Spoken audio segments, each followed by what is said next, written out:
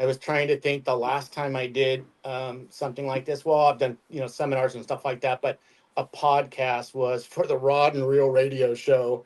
Oh yeah. Um, right after I got back from the Western Classic at Lake Mead, and I don't even remember what year, for God's sake. A long time ago, though, when they had the Northern Division and the Southern Division. But anyway, Uh-huh. Yeah. All right. Well, we'll just go ahead and jump into it. And okay, sounds good. welcome back, everybody, to San Diego Bass Fishing Podcast. It's a pleasure to have Mr. Jim Hallauer on here. Hi, Jim. Everyone, how are you? Jim is God. He's done it all. Really, he's captained boats. He's a local guide. He has his 100-ton master, to run boats down at Fisherman's Landing or whatever out in the ocean. He goes up and chases trophy trout in the Sierras. And but what do you do for a living? You work for the school district? I do, yes. I've been an employee about 32 years at the San Diego Unified School District, so I'm a manager Okay. there. Yeah. And so, yeah, it's been a long time. So, not sure when, but I'm looking to retire in the near future if I can. So you're also like the a huge tournament angler. Like, so what are some of your stats as far as like AOYs and whatever? You've just about won every AOY out there, right? Yeah, adding them all up, I did. I've got 6 different Angler of the Year titles and 6 different circuits here in San Diego, stemming all the way back to, I want to say 2009. Uh-huh. So long time fishing here. We've had a lot of circuits come and go. We've had, Angler's Choice. We've had Juan Bass, National Bass. We've had a lot of them. ABA, which is still here and around, but yeah, totaling them all up. And so that's one of the things I'm really proud of, just simply because we got so many great anglers here in San Diego. I mean, we truly do. We've got some Yeah. amazing fishermen. So it's something I've always held, I've been proud of. Yeah. Yeah. Speaking of which, we just got the official word that the 2-day El Cajon Ford has been canceled for 2024 this year. That's unfortunate. Jim's under the weather, and I know El Cajon Ford kind of just wanted to step away from it. If Jim wasn't going to run it, then they were going to step away from it. So it sounds like at least this year, the 2-day has been canceled. That's really unfortunate. Yeah, that really is. I mean, that would be one of those things. I mean, I think I've always fished it. It went from, 100 and some odd teams down to what it has, but it's always been a great tournament. And again, just a great group of anglers to fish against, and it's a great tournament. Hopefully, it comes back. Yeah, yeah, yeah. Hopefully it does. Bringing up some stuff here. So when do you? I'm gonna. You know what? I'm gonna go here first. You do a SD beer fishing team series or a raffle kind of fundraising Yeah. thing. So Yes. tell me about that. Well, it started off a little odd, really sitting inside of a pub drinking beer, and started a conversation about, I guess, 4.5, almost 5 years ago now, with some guys up here in Alpine. It was the Alpine Beer Company at the time. But just, hey, we live up here. Hey, I live up here kind of thing. And we all like to fish. And we said, hey, you know what? What an Alpine beer fishing team. And so, it started off with just some fun stuff up at the VFW, and then kind of expanded. And I reached out to some sponsors at the time, and they had given me some product to raffle off. And so we kind of got this raffle thing started to generate more attention, and it started to evolve from there. And the next thing I know, we were at the Alpine Beer, the when they have the pub and the tavern up here in Alpine. And then we said, this is great. We're getting a lot of attention, a lot of people involved. And really, the intention at the time was just to bring people together, have fun, talk about fishing, family, friends, that kind of thing. And then it just really expanded. And so we decided to look at a charitable contribution. And so we struck up with Friends of Rollo. Needed to have a mission behind something like that. And so we started a 501c. And so it's really just been huge since then. I mean, we've been to multiple different venues, literally to where we've outgrown the venues that we're at. Now, currently, we're at the Lakeside Rodeo Grounds. We just had our last event a week ago. Just a fantastic turnout. 30% of all those proceeds go directly back to the Friends of Rollo to help take Hmm. kids fishing, and so it's been inspirational and fun along the way. And it's been great. Met a lot of great people, and it's a great cause to give back to. So do you do this like twice a year? Well, we used to do it monthly, and then it got just a Oh little bit wow. tough with setting up the venue and everything like that. So we expanded. So now we're at every 90 days, and so our next event is going to be in November, the first Sunday Uh-huh. in November. I don't know off the top of my head what that date is, but it's going Okay. to be the first Sunday in November, back at the Lakeside Rodeo Grounds again. Yeah. Yeah, it's been great. It really has. Yeah, because I was looking on your, I think it's your Facebook page or something Yeah. on Facebook, and I saw some of the amounts you're giving back to the Oh yeah. Friends of Rollo, like 3,000, 3,100, 2,500, and that's a Yeah. lot. We Yeah, we that's a lot of money. when we first started back, we weren't averaging that kind, but with participation and the people that we're getting that come to the event and support it, it's been great. And so, 12, 13, $14,000. And then, again, Yeah, 30% goes yeah, back to Friends of Rollo.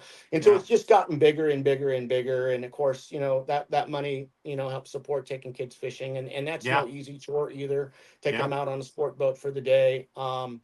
And I don't know that it pays for a whole lot, but it gets a big group of kids out there. At least we know we're donating one single trip for them. But Oh yeah, um, oh yeah, yeah. it's been great. And they've been a great partner. I mean, they've been very, very supportive. Obviously, they've got their own thing going, but we Mm, really wanted to partner with them. So yeah, it's been a lot of fun.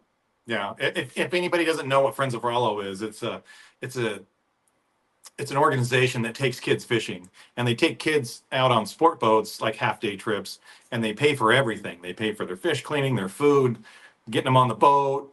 If they need a, I don't think they pay for their fishing license, but just about everything. Yeah, And fuel, food, everything. Yeah, it's all yeah, covered. and they take them out for half days and get those kids fishing and just introduce them to the sport. So Friends of Rollo is it's been going on for quite a long time. And it's just a great organization. So it's it's awesome that you donate to that and you put your time in for that. It's appreciative. Well, and it's not just me. I mean, Kyle, who's a good friend of mine. I mean, he's done a tremendous amount of work to help make that succeed. And Hmm. we've got good partners. We've got breweries that have contributed, and so it's just really kind of a mix of family, friends, beer, conversation, and it's been great. Met a lot of great people. We've got a Yeah. great Instagram page. So yeah, it's been good. Okay. Yeah. Yeah. Yeah. That's awesome. Um, so how did you get started in tournament fishing? Did you get started when you were a kid? Did your dad take you fishing? It's funny. I literally, you'll appreciate this, Bruce. I mean, I remember I was 12, 13 years old working on the Malahini, with Manny Silva, Nice. ever since I could really remember, and Yeah. that's kind of where I just got really, I fell in love with it. And so I did that, and I was really fortunate. I got to grow up with a lot of the really greats in the sport fishing industry. I mean, Ray Sobiak, the Buzz Mm-hmm. Brizendines, Mm-hmm. John Grabowski, still a great friend, and he was a legend back then, and he is now.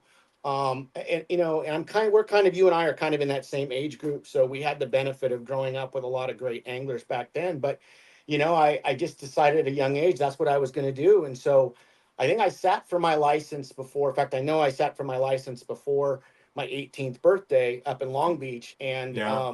I couldn't get my license until I was 18. And so Yeah. I passed the exam. And then on my 18th birthday, I got my license. And No so, kidding. yeah, I did. And at the Wow. time, I That's was the cool. youngest person to ever get their license down here. And so, I was on the mascot six at the time with Uh-huh. John, and Yeah. we were kind of splitting the dues there. And I went from that and did a lot of long range fishing, delivered corporate yachts up north, Washington, Oregon. Mm. Did a little bit of time in Alaska, not much, Yeah. and did some guiding up there as well. But my tournament fishing really didn't start until, I want to say I was like 24, 25. I always loved to bass fish. I was one of Yeah. those guys who decided I'd go from saltwater to freshwater, and I did. I got off the boats, at a young age, I decided I wanted to get married and have a family, and it was one of those times back then, and I'm sure you may know this as well. It's kind of like I needed to buy my own boat and be an owner operator, or I was gonna, it was always going to kind of be a little bit of a challenge, and I couldn't swing it at a young age, so I switched careers and did that. So I think I Hmm. picked up tournament fishing somewhere around like 2006, if I remember right. Yeah, yeah. Yeah, Well, yeah, it was about 2006. you're a quick learner then, because by 2009 or whatever, you're like winning. You were Yeah. way into winning. Yeah, yeah, it was like I think it was about 2009 when I first started fishing the pro-am tournaments. We had a Yeah, northern and a southern division back then. yeah, yeah. Juan Bass, yeah. So, if you had to describe what kind of angler you are, what would you? Are you like a power guy? Are you like finesse? What do you do? What's You your know, favorite? I feel like I can do it all. I think you kind of have to, right? At least to a certain degree. There's If you're certain gonna things win, that yeah, there's certain things that you really I think everybody excels at. I'm a deep water structure fisherman for the most part. That's really what I love. hmm, And I think a lot of that kind of rolled over from my saltwater fishing too, to be honest with you.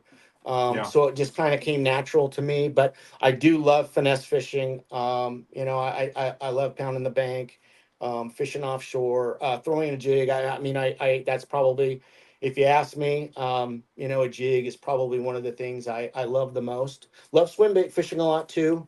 yeah, Don't do it probably as much as I want to in tournament wise, but if I can get out and go with my son and do that, it's definitely something that we like to go and do. yeah. You're not the only person. I had Randy Lewis on here, and us Yeah, talk about yeah, deep water structure fishing, and it seems like that's kind of a staple in San Diego. I mean, obviously, there's always going to be shallow fish, but if yeah, you're going to yeah. be a player, you got to know Mhm. what's underneath the water and where they're at underneath the water. Yeah, and I hate to make Randy or me or any of us old, but it's just that's part of it too. I mean, it seems like that older generation did a lot of that. That bottom structure fishing, and we kind of grew up with it. I Yeah, know when I wanted to get good and learn how to throw a jig, I spent probably 2.5 to 3 months out at El Capitan Lake with nothing but two rods on the deck of my boat, because yep, if I had anything else, I'd be influenced to go and throw it and quit throwing the jig. And so, but yeah, it's this is it. We have some really good waters down here for that for sure. yeah, yeah, yeah. I feel like I'm I'm not proficient with the jig, and I feel like I'm right there. Like that's what I need to do. Yeah, Like I just gotta need to go tie one on, put the rods away, and that's it. And just don't even think about yeah, anything else. Just fish that jig and fish it through all those situations. Throw it up yep, shallow, throw yep, it out in deep, 20 feet, and yep. and just learn how to deal with it. And the nice thing about a jig is it's such a big water, a big fish bait. I mean, it really Yeah, is. I mean, you think yeah, about the amount of fish I've caught over 10 pounds, and I look at them, and realistically, they've come, two different ways, on a swim bait or a jig. And that's the yeah. reality, so. So what is your biggest fish? Bass. 14.2. I Oh 14.2 out of no. Marine, out of Marina. Yeah. Nice. I was yeah, I think I was 19 at the time. Yeah, it was pretty incredible. I think it was shortly after that they drained that lake for the very first time, which was a really Yeah, sad situation. But yeah, I remember being up there with Larry Bartroff at the time, and the fish were getting egg bound. We're trying to move them from the yeah. water, from the shallow water back into deep, but they were dropping the lake so quick and so fast that it was just hard to do. But yeah, that was my biggest one, is 14.2. Yeah, that's a good one. Yeah. That's a good one. Did you get that on a jig? No, I got that on a tequila sunrise worm that was about Yeah. 10 inches. And Oh, okay. if yeah, an SR plastic worm. So Yeah. yep, Nice. old school.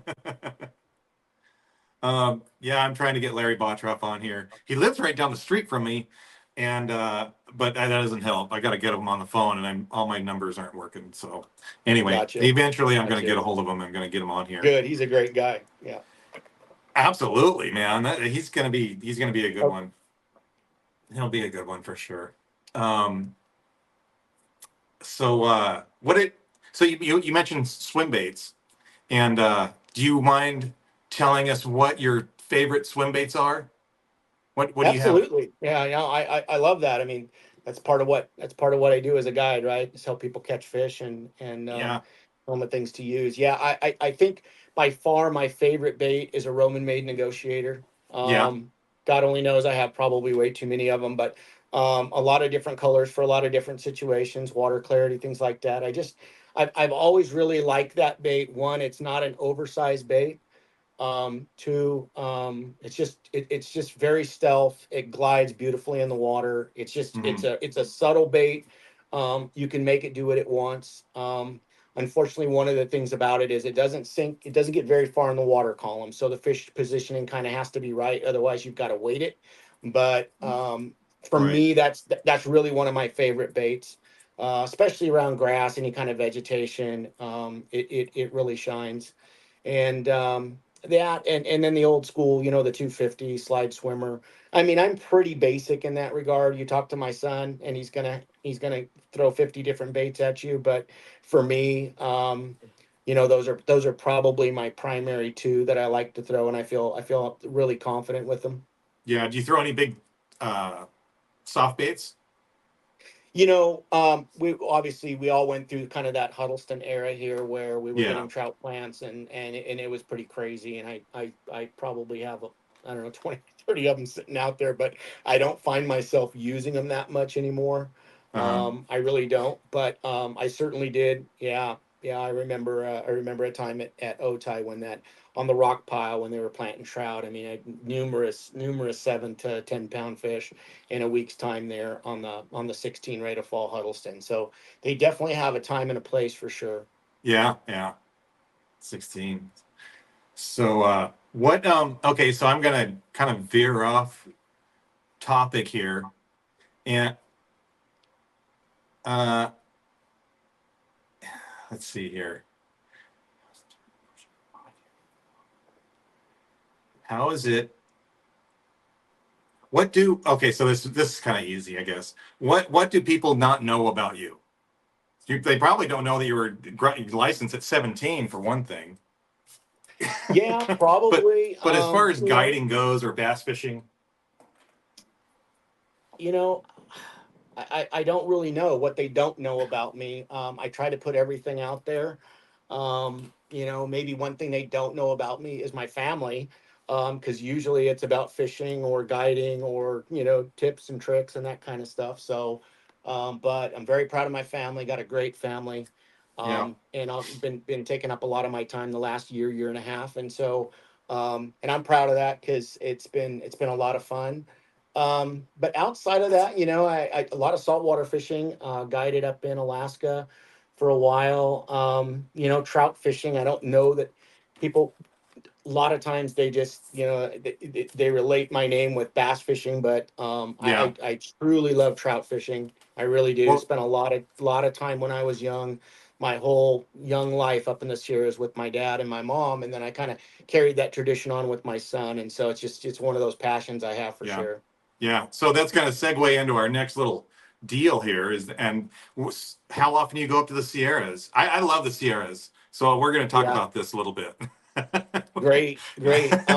You know, well, I definitely go once a year, sometimes twice. You know, when my Uh-huh. kids were younger in the family, we would go a couple of times a year. And of course, we weren't as hardcore fishing as me and my youngest son are now. But my two older boys, they like to fish, and but they're not into the trophy trout hunting like me and my youngest son Colton. So Hmm. we do it traditionally every single year. I think it would take quite a bit to get us to not do it.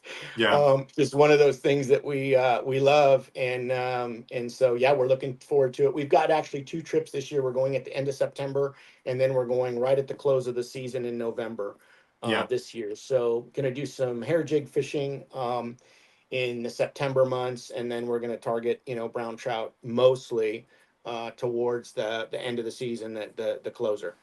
So how are you targeting brown trout? You're not going up there and trolling, right? You're like, You're doing something Really not a different. lot of trolling. For years, I did a lot of trolling up there, and just didn't get the quality of fish. A lot of numbers, but not the quality. Hmm. So a lot of it is fishing out of a boat, platform with a platform and casting swim baits or rapalas, but not so much trolling. Do It's you do you do you like does bass fishing influence your trout fishing? As in, do you fish 110s like mega oh bass kind of thing and no, jerk baits no, and but bass fishing definitely influences it. A lot of the presentation, the areas you go to, stealth uh-huh. mode, and that's what kind of transitioned me from trolling a lot to platform fishing on the boat, or even fishing off the bank for that matter, when Mm, the fish are in really thin water. But we throw a lot of swim baits, throw a lot of balsa jerk baits. Those fish really okay. don't like noise. They don't like mega bass 110s, Oh, or okay. any other Yeah. lucky craft bait, or anything that's got the magnetic, the balls in it, Yeah. rattles, anything like that. Yeah. Plastic baits, not real desirable. So it's really Rapaula's, Smithwick for us, and then some other. I've got a few other hard baits that I throw that are all balsa too, from some other companies in Europe. But and then a big bait for us is Clayton Bryan and his clacker. The 5-inch clacker. It's such a great bait for that kind of fishing. Uh-huh. You can apply it up there, to any of those lakes. Yeah. So Yeah. that's really it when it comes to the brown trout. Where you do you focus, where do you like to go fishing? Which do you fish, the June Lake Loop? I do. I love the loop. Yeah. The loop is incredible. I think where people just don't discover how great it really is that there's things that help us catch fish when other people don't. One of them is primarily the time of year we go. Those those Sure. those Yeah. those fish up there in the loop have had so much foot traffic for so many months, and Yeah. they're so used to people on the bank, and there's not a whole lot of weather change that takes place, and so anywhere from that late September to the closer, the biggest thing is honestly is foot traffic. Yeah. Whether it's foot traffic or just driving through the loop in itself, people down by the water, whether they're even fishing, whatever they're doing, and then the seasonal change. I mean, that's the one big thing that drives those fish to make them bite is the Yeah. change in the weather. You've got to have that weather change in order to push those fish up and get them ready to spawn. Hmm. And so those are the two times a year I go up. Or do you look? Are you looking for a certain water temperature, or just like that sudden change in Not barometer? necessarily. I mean, I've caught them in it's really that air temperature change, Yeah. and the weather pattern. Yeah, the lows. And it's got to be it can't just be one, and then it backs off, and then you're back up to 58, 60 degree days. It's really got Right. to be something that's consistent, where they Yeah. move up and they stay up. It's real similar, to our bass fishing down here, but Hmm. it's got to have a kind of a continued rate to it. Yeah. Yeah. Are you gosh, I don't even know what's open at that point. Are streams open at that point? Is the whole lake, Yeah. is the whole loop open? Like The Rush loop is Creek? open, and yeah, Rush Creek is not. Rush Creek is closed. It closed Okay. 2 years ago so it closes on September 30th now and doesn't open until the third week in April. Okay. And so, we lost a bit of that fishery, but there's still the East Walker River, Yeah. incredible fishery up there if you want to spend the time. It's a lot of water. It's a lot of dedication, a lot of hard work too. But yeah, that's a great fishery. And then all the lakes in the loop are open until the 15th. And, Till the and end of the really, season. you can catch fish in all of them, but obviously Grant Lake is my favorite lake, Right. and that's where I spend a majority of my time. Yeah. I know. John Bell talks about going to Grant, and he loves it. Yeah, Yeah. He spent some time up there. I haven't fished the June Loop very much. In fact, I've never fished it. In fact, I've driven around it a numerous times, but I've right. never fished there. I've always gone Crowley or Bridgeport, Yeah, Twins, yeah, Carmen Lake. I used to go to Carmen a lot. That brook trout lake above Bridgeport, where you have to yeah. hike in. Yep, I've been to all those, and Carmen was a great one. And then they had a big fish kill there years ago, but They they did. it's really starting to come back now. That's what I Um, hear. That's what I yeah, hear. Yeah. yeah. It may come back into a world class fishery again. Yeah. Doesn't have the foot traffic. It's got 3 miles, three Well, miles walk to get in there. there you go. I mean, we say that, but you look at the loop and it's very small, and Yeah. and just the cars driving through and everything. It's just the right time of year, and those Yeah. fish are always there. It's getting them to bite. So Yeah. conditions have to be right. And speaking of foot traffic, I used to fish Crowley a lot, and Yeah, looking and the traffic, the boat traffic on Crowley is just yeah, immense. All the fly fishermen, they gather up along the McGee Creek channel, yeah. and Oh yeah, man, yeah. it's crazy. But the fishing's it's just day after day. You go in It there, is. you'll catch 20. Sometimes you catch Yep. 15. Sometimes you catch Right. 30. Or maybe you Right. catch whatever. But man, and they fight hard and they jump, and it's Yeah, I great. spent many It's a days great. down there at the Green Banks, Yeah, and yeah, yeah, I mean, there's a lot of great fishing down there, but yeah. I don't get there that much anymore. Hmm. I'm kind of settled on where I want to go and what I want to do, and there's some other areas I've not yet had a chance to fish that I want to, Yeah, and I've been to a lot of the higher elevation lakes up there. It's just I spent a lot of time up there, but really I just stay in the loop in the East Walker River primarily. yeah. Never even been to Bridgeport Reservoir. Oh It's no. just one of no, and it's not that Yeah, there's not good quality fish in it. It's just I drive by it, and it's not a place I want to stop and fish. To be yeah, honest with you, yeah. so I it's I not for can me. Yeah, I can understand yeah, that. it's not for I me. Yeah, I like yeah, Bridgeport. This it's just like Crowley, but yeah, the fish are bigger. For yeah. for whatever reason, the fish are bigger in Bridgeport. But man, talk about not the most attractive place. No, It's- no, no, for I could sure. and I could it very easily drive past that and go to the East Walker. Yeah. Yes, for um, sure. there was a couple of times on opening day I spent at the East Walker, but where it dumps into Bridgeport, like where it goes Yep. through the town. Uh-huh. And there's like a Right. little section between town, the private land above town, and where it hits the lake, where the lake where the river's open on opening day. And it's trophy trout water. You can only keep 2 fish, which I didn't keep anything anyway, but they were all big and it was Hmm. good. It was like I was watching them come up through the lake through like riffles and go into like deep holes. And Yeah. the first couple of deep holes right outside the lake, which were still like a few hundred yards where they were loaded. They were loaded with rainbows. Good ones. Lake run rainbows. Yeah, that was fun. That was good times. Yeah. But okay, so back down to San Diego. Yep. Which which is the so we have a number of great lakes down here. Which is your favorite lake? Oh, for me personally, I really like El Cap. Yeah. I've done well there in tournaments. I mean, I've done well all of them with tournaments, but for me Mhm. personally, I kind of have a good relationship with that lake. I seem to always be able to catch them even when it's really tough. Yeah. So that's really my favorite lake out of the three. But I like them all. I mean, I really do. Otay, San Vicente, El Cap. They're all great fisheries. They're all very different, but they're all great. Yeah, that's one kind of great thing that we have is between Otay, Cap, and San Vicente. We have like a Yep. highland reservoir, a lowland reservoir, and then we have one that's Right. kind of in between. One in the middle. Right. Right. Yeah. So yeah, I love Cap too. Did you fish It, Hodges a lot at all? Did you I fish did. Hodges? I did. In my early tournament years, I Yeah. did. That was one of our tournament lakes. I mean, we mixed it up. It Yeah. wasn't just Yeah. El Cap, San Vicente, Otay. We actually had another one thrown in there, and then it kind of went by the wayside. Got really tough to fish, Yeah. and so it changed. And I never minded that venue. I really didn't. Usually when you caught them there, they were good ones, and it's Yeah. you've seen over the last few years that lake has a lot of potential still there. Um, Oh yeah. Yeah. yeah, We just had a float tuber come in the East County Bait and Tackle the other day and was like, oh man, those big ones are biting out on just I was like, yeah, yeah, they're still there. It's just because the water came down a little bit and you can't launch a boat doesn't mean that the fishing has that's right. has gone away.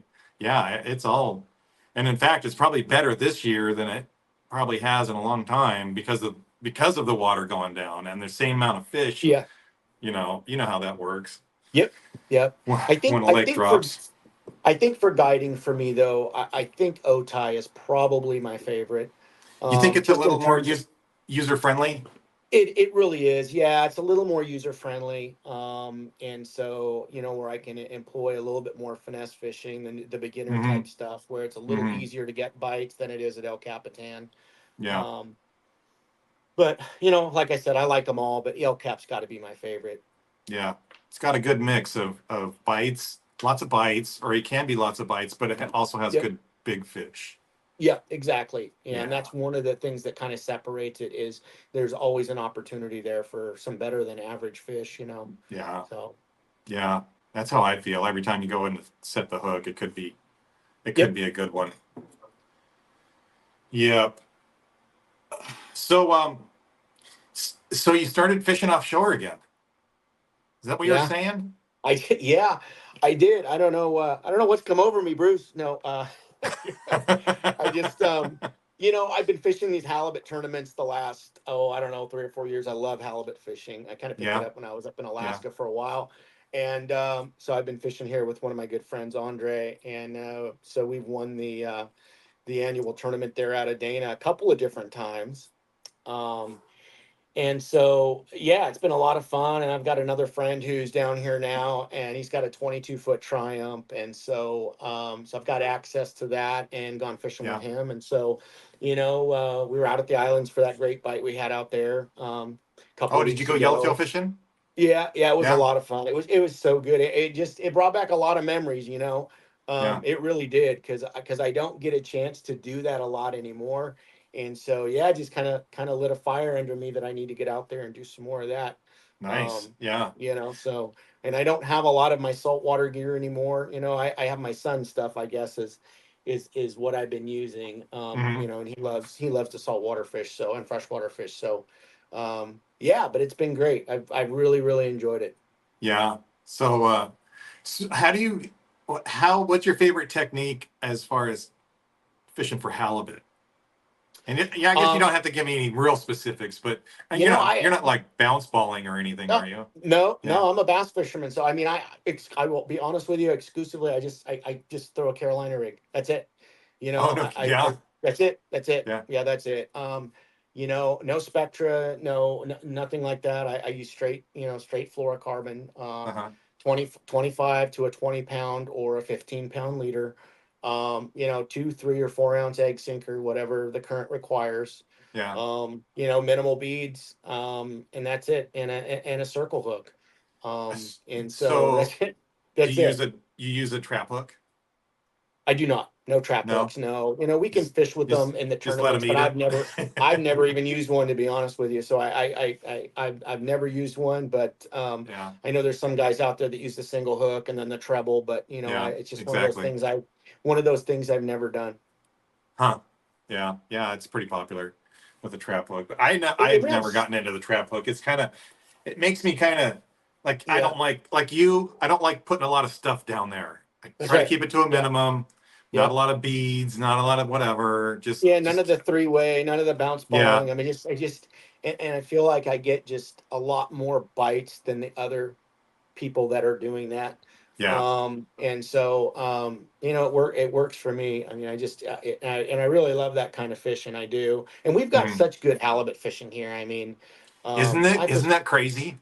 I oh, it mean, is. It's, it's, it is it's, good halibut it's fishing in the phenomenal. It's bays. Yeah. phenomenal. Even, when that springtime pops around and even Yeah. down in IB and here local, I mean, even in our bays, Hmm. it's pretty amazing. It really is.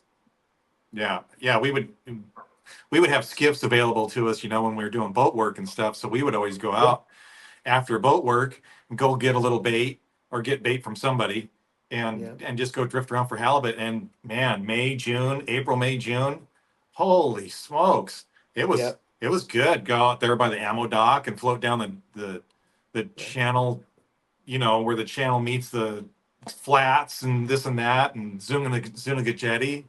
It really is an eye opener for me. It was fun. That was a good time. Did you ever have a chance to do ecology trips years ago when we went down to San Ignacio Lagoon? I did. Um, I did a yeah, lot of it. Yeah, I did. yeah. And I've so petted you a take lot of, the I've had a lot of you take whales.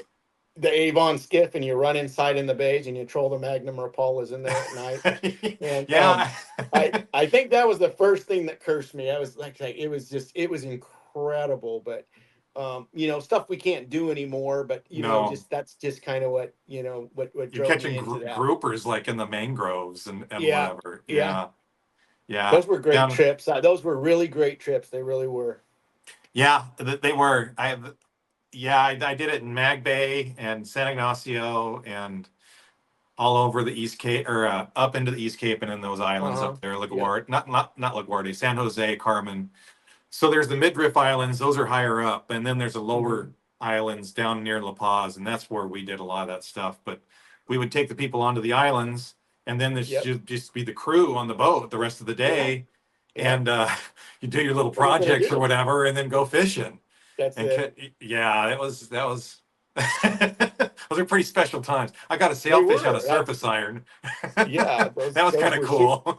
super special times. I mean, and that's the one thing I was going to say when you asked me about, saltwater fishing and getting back into it. I mean, my son in particular, I mean, he's big bluefin they're catching and out there Hmm. and Hmm. fishing the kite and everything. Things have changed so much since when I was out on the water. Yeah, Um, I just keep waiting for it to change back.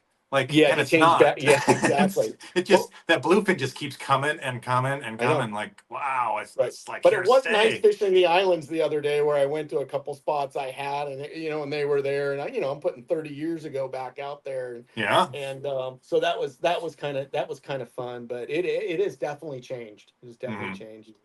Yeah. Yeah. That it's funny. There's so many boats going out to those islands right now that, like Fisherman's Landing and Dana Landing, they're running out of bracelets. No, yeah, yeah. Like, if they don't get another shipment in from Mexico, like nobody's going to be going The, to the the islands. hydro the hydrosphere bracelets, yeah, Yeah. for the offshore, yeah. Yeah, yeah. All the paperwork you have to go through at this point to go down and fish the islands is kind of nutty, but the fishing's good. It's fishing's there. It's worth going through all that. Having all your paperwork is straight away. You know. Yeah, that's important for sure. Got to have all Yeah, that for sure. yeah, yeah, yeah. So yeah, just that fish. It popped up. I don't think I'm telling anybody's secrets or whatever. That fish popped up on the Cortez now. So those guys Yeah. are running out to the Cortez on 1 day trips Hmm. and fishing until like 10 o'clock and then coming home. But Racing all the way back. they're catching limits of bluefin. They're 30 pounders. They're Yeah. they're they're bank fish, but they're anchor fishing. And Yeah. if you get out there at 6 Yep. and catch a limit of bluefin by 10, man, you had a good trip. That's a good trip. It's a Yep. long ways on a 1 day trip, but they're doing it. They're making it Yeah. happen.